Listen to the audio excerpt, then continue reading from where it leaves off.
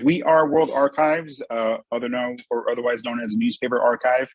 I'll go through a little quick slide. I'll take you through a little live demo of the website, and then we'll answer some questions after that. All right.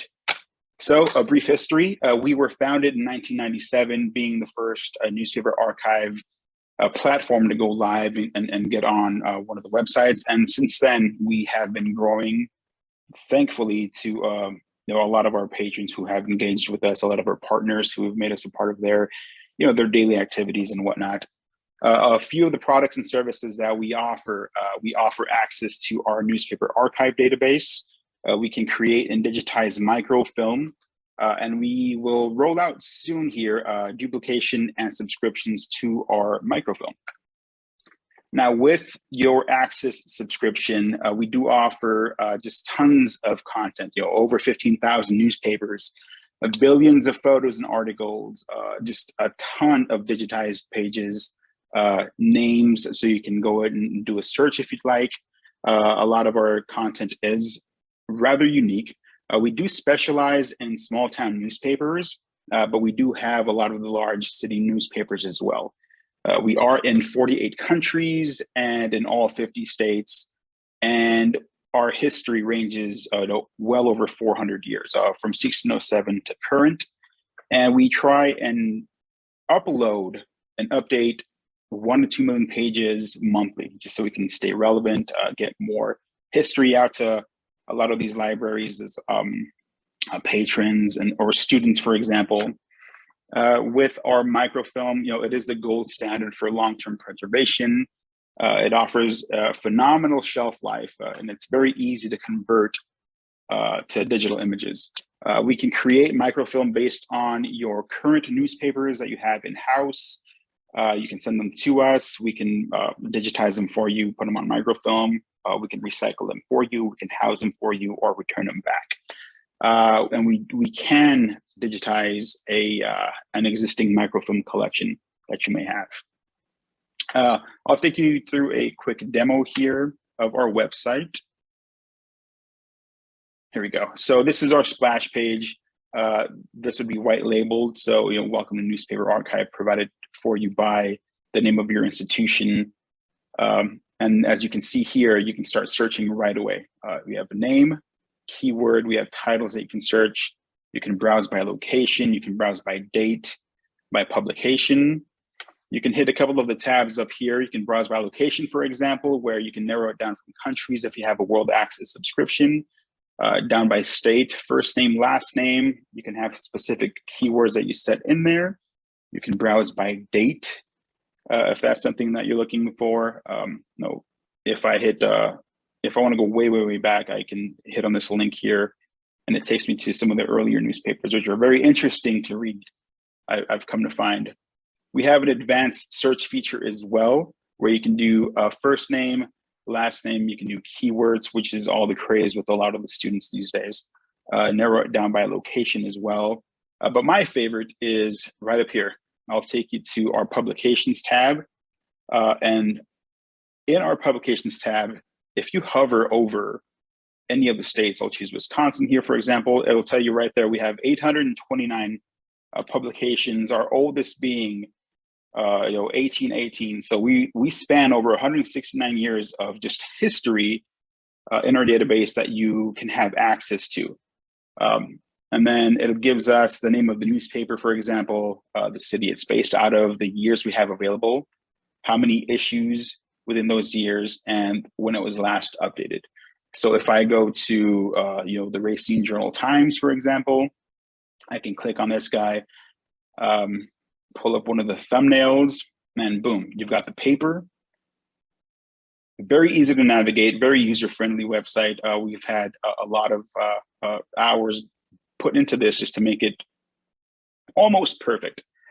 From here, you can save an image, you can share the image, you can print it if you'd like. If you haven't had your morning coffee yet and the paper is off to the side a little bit, you can straighten it out. You can crop it, for example. So if I click on these scissors here, I take my rectangle tool and I'll take this guy right up here,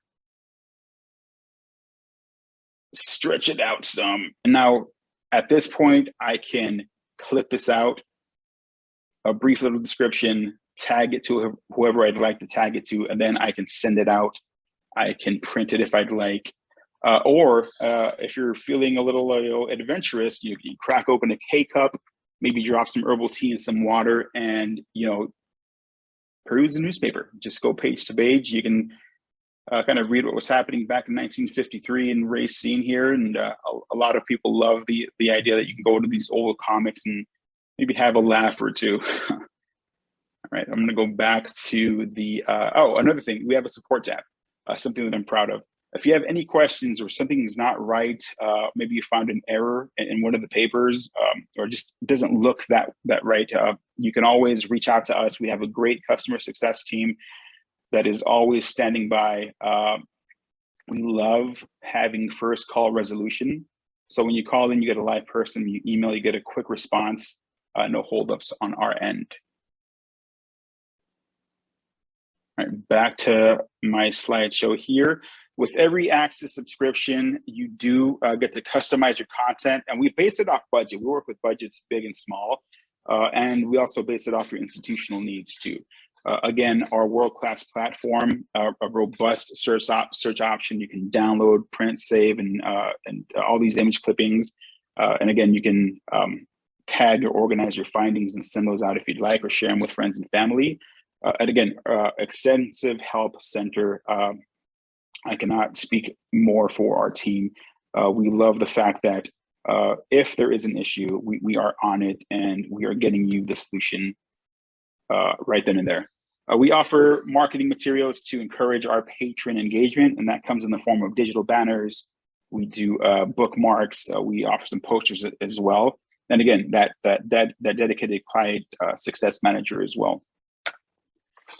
Our pricing is determined by 3 components. You have full-time enrollment, you have population served, and it's based on your desired content access, which means if you want state access, we'll roll that out for you.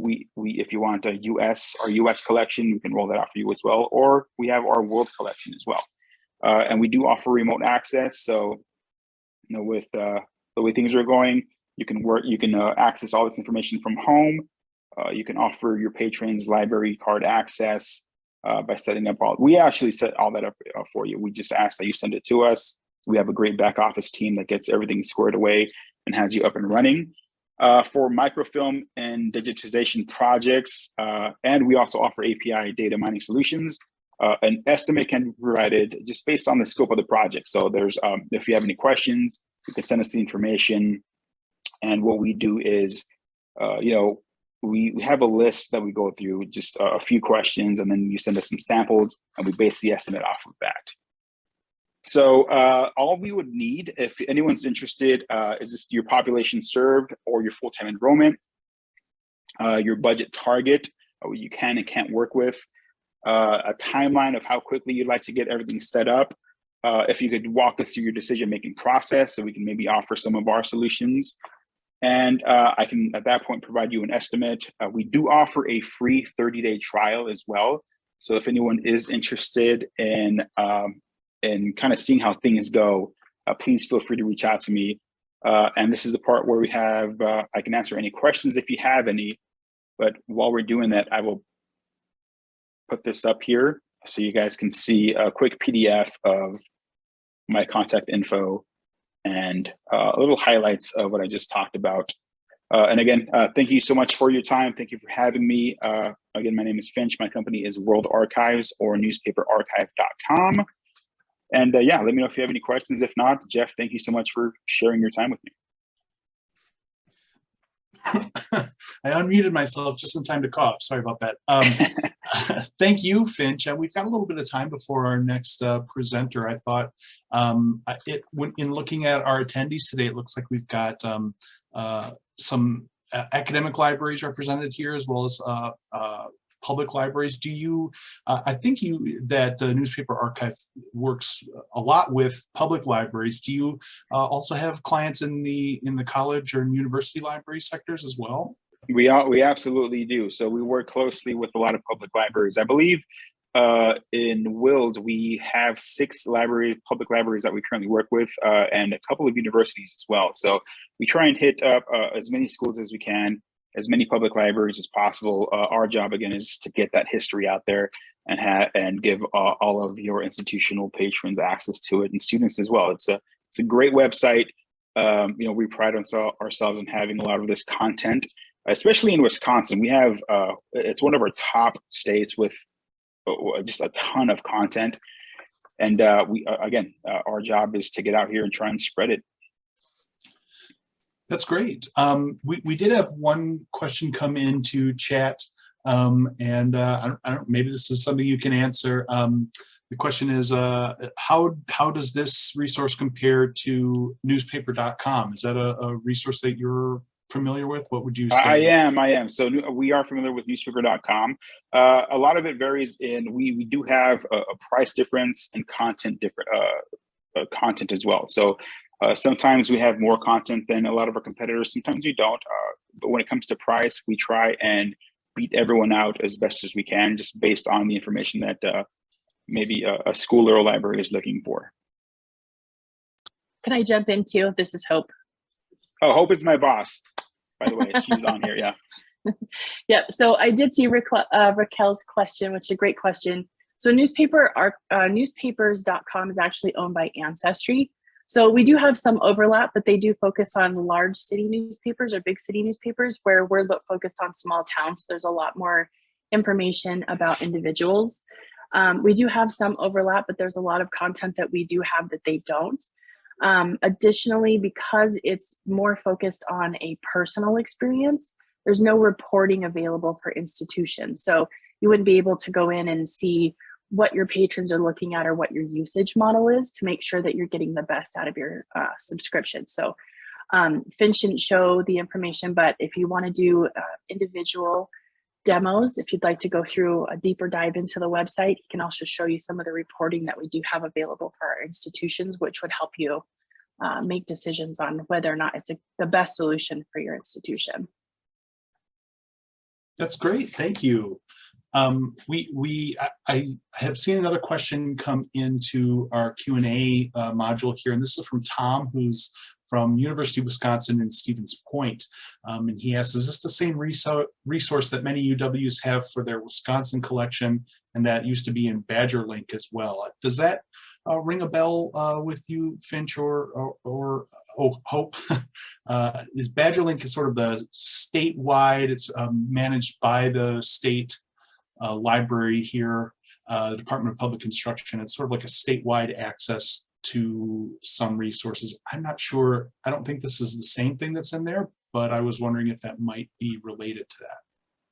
Sure. I don't believe we have a whole lot of subscribers with BadgerLink. I believe we've been in talks with them. WiLS is obviously our favorite. We work with you guys quite a bit. So we have had a historical relationship with you guys for some time, or institutions in the area, but I don't believe we have that with Badger. Okay. Yeah, I mean, I think that any institution can really use a really good, high quality historical newspaper collection. And those, I work most closely, myself work most closely with our academic libraries. And so I know that those academic libraries that have been getting Newspaper Archive have been getting it for a long time with us. So I think that shows that they're finding it to be really valuable. I would assume quite useful for those history courses, but probably all kinds of journalism, writing, all kinds of other courses as well. So I will sort of reiterate what Finch and Hope have said. If you have any questions, please feel free to reach out to them, reach out to us, and we'll be happy to give you a hand. Yep, and if you're on the fence, we do free trials, so reach out to Finch. We'll get you set up. It won't cost you anything. Check it out.